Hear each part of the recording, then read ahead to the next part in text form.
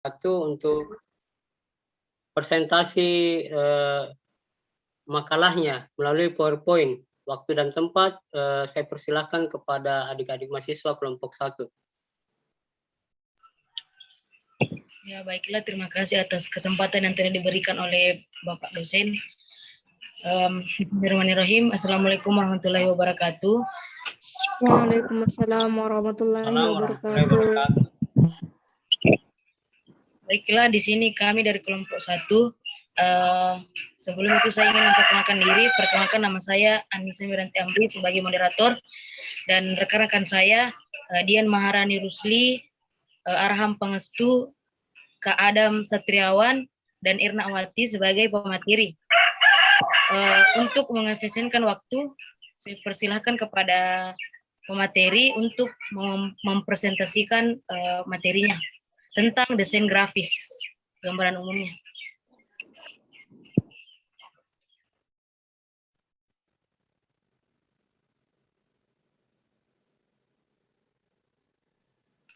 Kepada saudari Dian.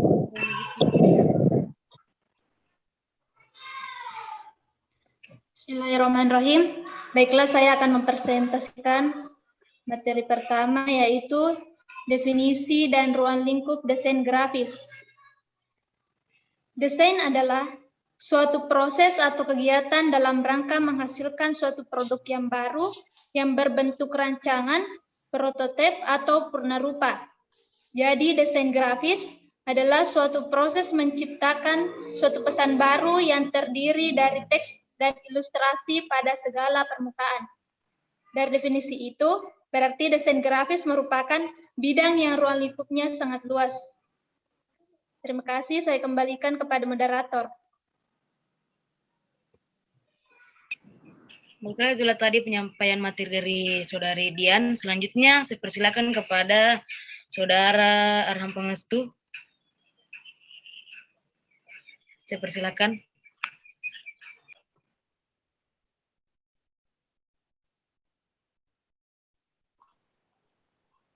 Baik, terima kasih atas kesempatannya yang diberikan kepada saya. Selanjutnya, saya akan melanjutkan materi yang sudah dipaparkan oleh rekan saya, yaitu definisi dan ruang lingkup desain grafis. Menurut Warren, 1985, desain grafis adalah suatu terjemahan dari ide dan tempat ke dalam beberapa jenis urutan yang struktural dan visual. Menurut Blanchard, 1986, desain grafis sebagai suatu seni komunikatif yang berhubungan dengan industri, seni, dan proses dalam menghasilkan gambaran visual pada segala permukaan. Terima kasih. Saya kembalikan kepada moderator. Baiklah, terima kasih. Itulah tadi penyampaian dari saudara Arham. Selanjutnya, silakan kepada saudara Kak Adwan untuk menyampaikan materi selanjutnya. Terima kasih atas kesempatan yang telah diberikan. Saya akan melanjutkan materi elemen-elemen dasar desain grafis. Yang pertama itu garis. Garis dibagi menjadi 4, yaitu vertikal, horizontal, diagonal, dan kurva. Kedua, bentuk. Bentuk adalah suatu bidang yang terjadi karena dibatasi oleh sebuah garis atau dibatasi oleh adanya warna yang berbeda atau oleh gelap terang pada arsiran atau karenanya adanya tekstur. Yang ketiga, ruang.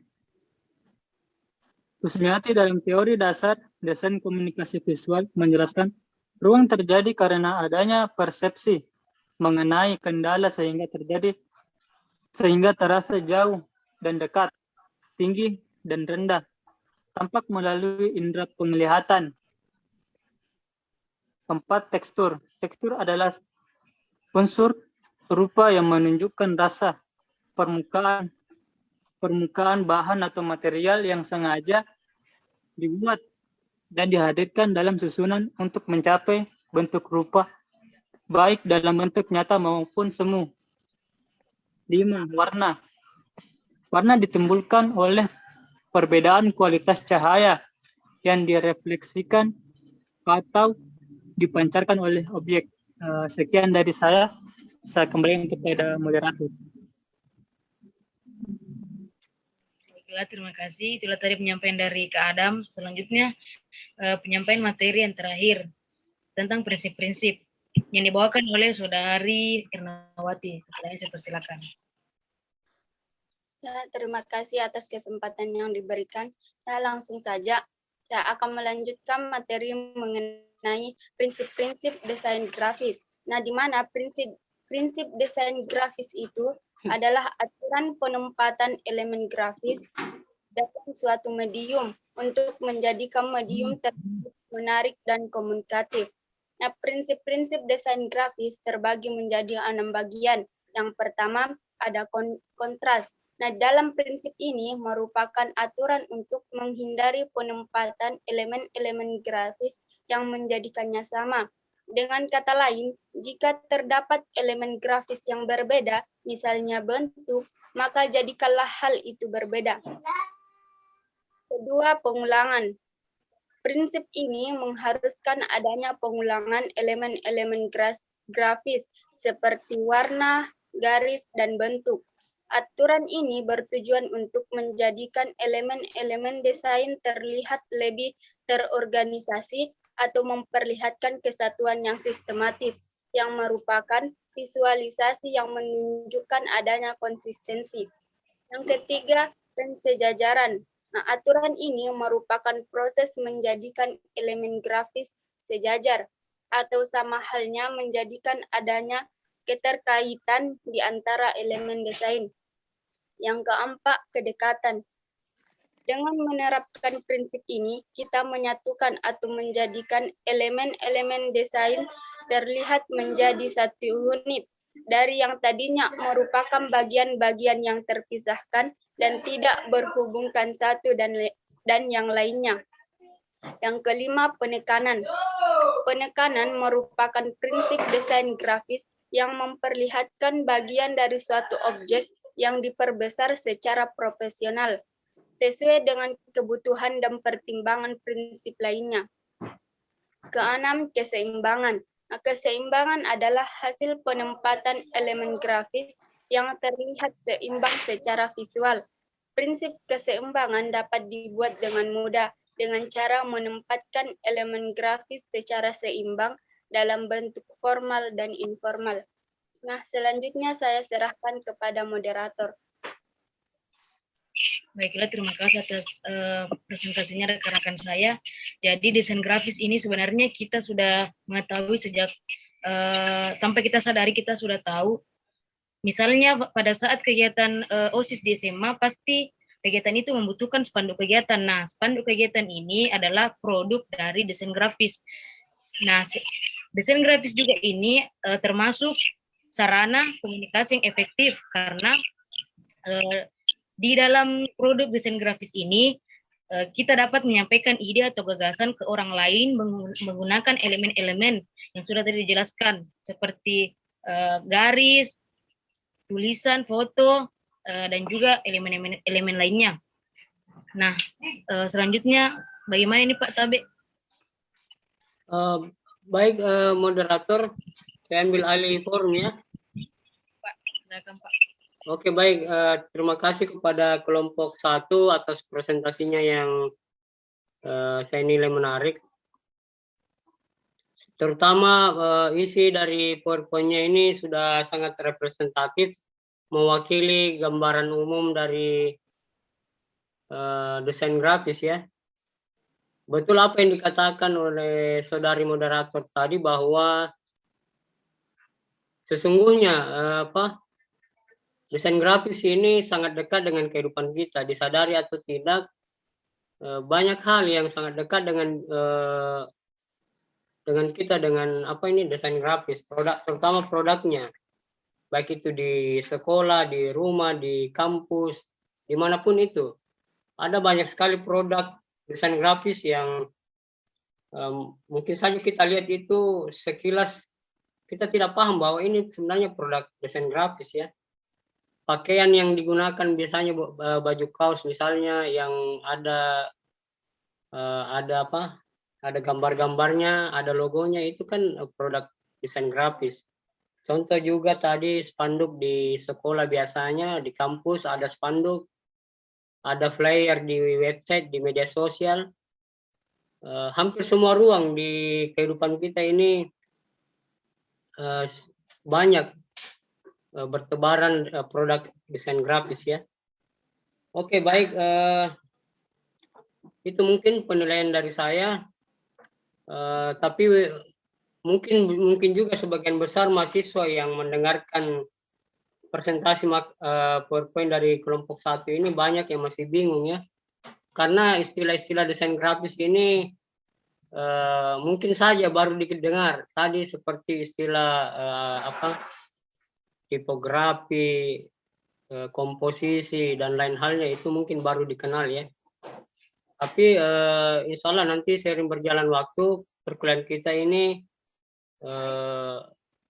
akan berupaya, mahasiswa akan diarahkan untuk lebih jauh lagi mengenal yang namanya desain grafis, terutama softwarenya ya, sangat penting. Itulah kenapa lagi-lagi saya menekankan bahwa di setiap kelompok itu diharapkan ada aplikasi desain grafis supaya, mohon maaf agak ribut ya di sini ya, supaya istilah-istilah desain grafis tadi yang disebutkan oleh kelompok 1 itu bisa dipahami secara praktiknya langsung, bukan hanya dipahami secara konsep ya. Saya lihat di sini ada mahasiswa yang masih belum mentaati aturan, tidak menampilkan kameranya. Dari tadi saya perhatikan, mohon diupayakan untuk mengaktifkan kameranya ya.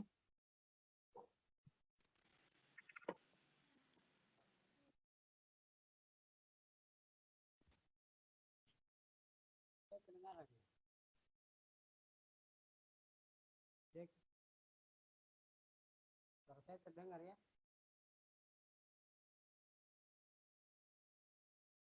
Halo?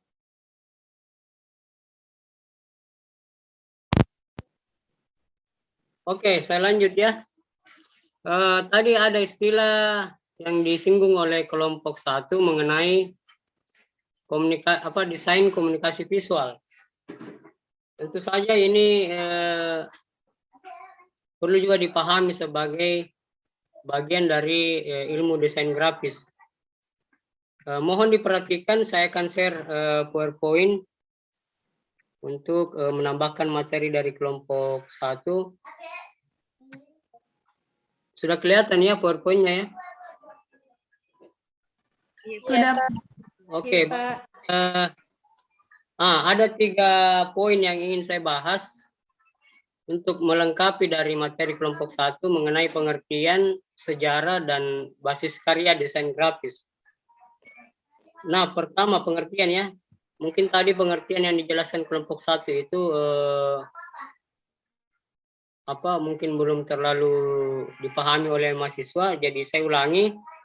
Pengertian sederhana saja ya. Kita ambil pengertian yang paling sederhana supaya bisa dipahami. Jadi secara sederhana desain grafis itu adalah merancang gambar. Itu kalau dari segi bahasa ya. Nah, kalau pengertian dari segi keilmuan, terutama dari sudut pandang ilmu komunikasi, desain grafis itu berarti suatu metode menyampaikan pesan secara visual, berbentuk teks dan gambar, yang disampaikan oleh komunikator kepada komunikan. Nah, itu pengertian dari ilmu komunikasi ya. Pengertian ini sebenarnya pengertian yang agak klasik ya, karena sebenarnya desain grafis itu bukan hanya lagi berupa teks dan gambar 2 dimensi, tapi untuk perkembangan kekinian desain grafis itu juga mencakup 3 dimensi. Kalau dahulu hanya bersifat satu arah yang bisa kita lihat dari produk desain grafis, saat ini desain grafis juga mencakup yang namanya 3 dimensi. Contoh misalnya iklan-iklan yang Anda perhatikan di televisi itu bagian dari produk desain grafis ya. Iklan-iklan makanan misalnya Kentucky Fried Chicken, Sprite, dan produk-produk lainnya itu hasil produk desain grafis. Kemudian saya menyimpulkan bahwa desain grafis itu adalah proses menggagas atau mengkreasikan suatu pesan berupa image dan teks, gambar dan teks ya. Jadi ini pengertian yang paling sederhana dari desain grafis. Kemudian, nah ini dia, tadi ada istilah desain komunikasi visual. Jadi saya pertegas bahwa kalau kita merunut ke belakang sebenarnya istilah desain grafis itu baru muncul ya di kemudian hari. Yang populer pada zaman dahulu itu adalah istilah grafika. Grafika ya yang sangat dekat dengan dunia percetakan, cetak mencetak, cetak buku, cetak cetak baju misalnya dan lain sebagainya. Jadi secara keilmuan sebenarnya ada 3 ilmu ya. Yang pertama sesuai perkembangannya, ilmu yang pertama yang muncul itu adalah ilmu grafika. Ya, kemudian di kemudian hari seiring berkembangnya teknologi media dan teknologi percetakan, muncullah kemudian istilah desain grafis. Nah, istilah desain grafis ini juga mengalami perkembangan yang cukup signifikan karena sudah muncul yang namanya televisi, sudah muncul yang namanya internet, media sosial, dan berbagai aplikasi software desain grafis, maka muncul kemudian istilah desain komunikasi visual sebagai bagian dari desain grafis, perkembangannya ya, perluasan dari ilmu desain grafis. Jadi jangan disalahpahami bahwa desain komunikasi visual ini tidak ada hubungannya dengan desain grafis, tetapi lebih kepada perkembangan keilmuan itu sendiri. Jadi saya ulangi bahwa secara keilmuan kalau kita urut tahapan-tahapannya, maka ilmu yang berkaitan dengan grafis itu yang paling pertama adalah grafika, ilmu grafika. Kemudian yang muncul kemudian ilmu desain grafis. Dan yang terakhir yang paling populer saat ini dan sudah banyak perguruan tinggi yang membuka jurusan desain komunikasi visual. Nah ini dia yang terakhir ya, istilah desain komunikasi visual. Tetapi untuk khusus mata kuliah kita ini, kita hanya membahas desain grafis dalam arti 2 dimensi ya. Kita belum masuk pada wilayah bagaimana mengedit video yang bersifat 3 dimensi. Tapi kita mata kuliah kita ini hanya pada ruang lingkup desain grafis yang dalam arti 2 dimensi ya, yang banyak berhubungan dengan media cetak, yang secara tampilan itu dikenal dengan istilah dwimatra atau 2 dimensi. Itulah kemudian kenapa saya mengarahkan adik-adik mahasiswa mendownload atau menginstal Corel Draw di salah satu laptop masing-masing kelompok ya. Nah, yang tadi belum dibahas oleh kelompok 1 sejarahnya, belum diurai secara panjang lebar ya, karena berbicara gambaran umum desain grafis harus dipahami juga sejarahnya. Nah, di sini saya menyinggung bahwa sejarah desain grafis itu sudah dimulai sejak zaman prasejarah ya, sejak tepatnya di zaman Paleolitikum.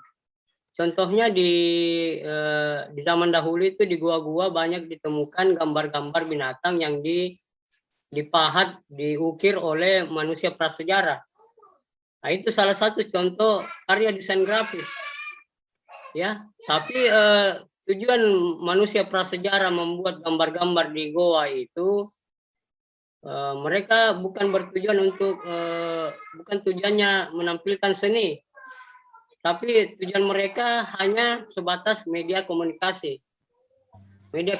dengan sesama mereka sendiri. Dan juga berarti bahwa gambar-gambar yang ada di goa itu merupakan bagian dari ritual ya, ritual. Bagian dari komunikasi mereka dengan yang mereka percayai sebagai sesembahan. Agar mereka bisa bertahan hidup ya. Saya kira contoh di luar negeri ada di Prancis, di salah satu gua yang bernama Las Caux itu ada gambar-gambar binatangnya di gua tersebut. Kalau di Indonesia ini yang paling dekat itu di Kabupaten Maros ya. Adik-adik mahasiswa bisa berkunjung di Gua Patai di Kabupaten Maros dan melihat langsung situs-situs sejarah di sana, di mana di dalam gua itu ada gambar-gambar hasil ukuran manusia prasejarah ya. Gambar-gambar binatang maksud saya, atau gambar babi hutan. Itu menunjukkan bahwa mereka pada saat itu bertahan hidup melalui berburu binatang.